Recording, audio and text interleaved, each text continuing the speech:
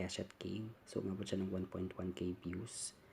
Diyan ako nag-Facebook Live. So, all you have to do is copy the link.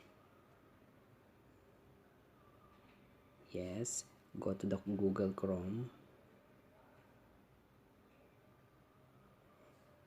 Yan. Tapos, paste nyo lang dito yung link. Yan. Paste nyo yung link. Then, go. Then, so, makikita nyo, pumunta siya sa older version ng Facebook.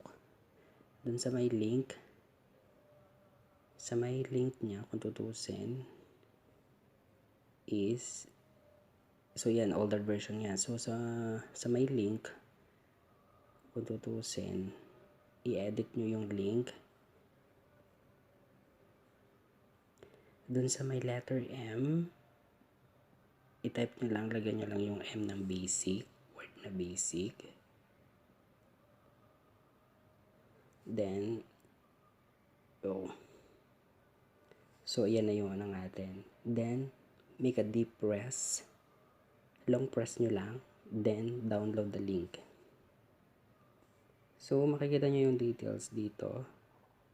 Yan, nagda-download na siya.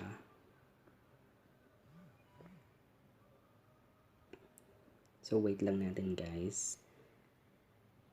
So, ito yung phone ko is Samsung Galaxy A70. So, yan. So, pupunta yan mismo sa phone memory. Yan guys. So, yun lang. So, downloadable na siya kung tutusin. Then, makikita nyo na siya sa gallery nyo. Yan, dun sa downloads. So, yan sa downloads. Download na siya. So, pwede nyo na.